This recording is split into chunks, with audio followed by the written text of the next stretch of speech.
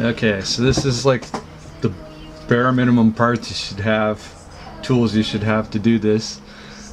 You'll want a soldering iron, which should be temperature controlled. This is just a cheap $20 one made in China. If you order one from eBay, make sure you get the right voltage, because I've seen them in both 110 and 220 volt. But the big thing is that it's actually thermostatically temperature controlled.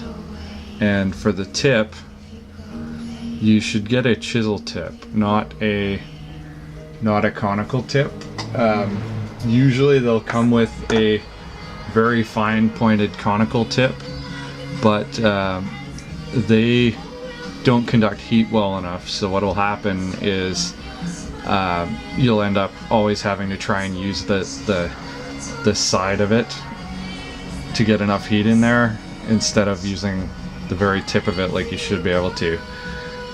With this type of tip, you can butt it right up against the side of when you're doing an IC or something, you can butt it right up against it and get good thermal conductivity.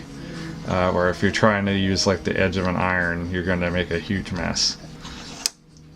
So that type of a soldering iron, something with decent power too, like this is a 70 watt, something in that ballpark, anywhere probably 50 and up is good, but must be a temperature controlled one. It's pretty much a requirement. For solder, if you don't have a specific reason to use something else and already know about it, generally what you want is a 6337 leaded solder. They're the easiest to work with. 6040 is okay too, but the 6337 hardens more instantaneously, so it tends to form a better bond if you're accidentally moving it slightly while it's hardening. It will form a better bond than a 6040, which will kind of crystallize, and you'll end up with a cold solder joint more easily if you move it. So that's probably the best way to go, and fairly thin. This is actually probably about the thickest you want to go with. I forget what size this is. It's on the label here somewhere. But yeah, but regardless, just go thin. Yeah, 0.032 is what this is. Probably that's about the limit of what you want to be using for doing surface mount stuff. Any smaller than that will generally just make it easier. If you're buying solder for just general purpose use, this is probably not a bad size, because it's still big enough that if you're soldering a big connector or something, you're not having to feed 2 feet of solder into it.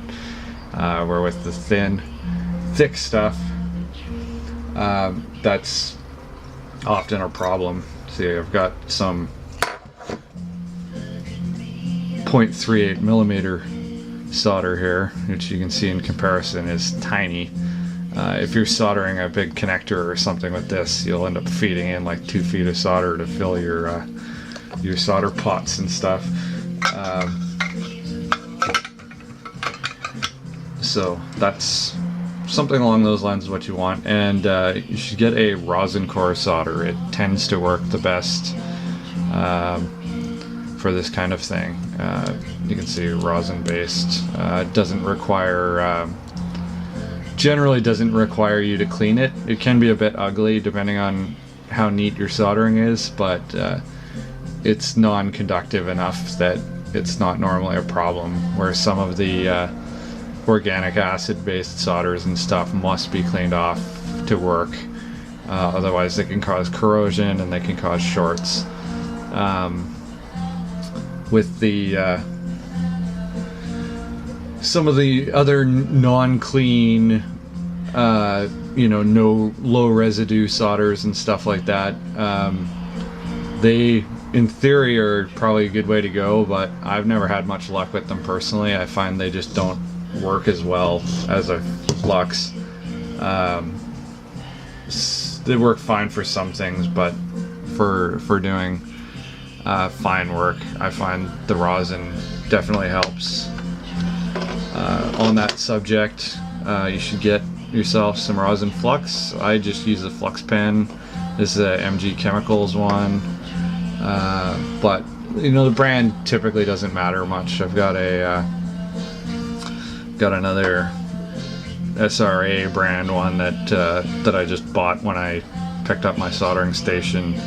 It works fine too. I don't find it's quite as nice a flux as this, but it works. I also got a you know, lead-free specific alcohol-based no clean flux, which I find does nothing. It doesn't even seem to have any effect, so I don't use that one at all.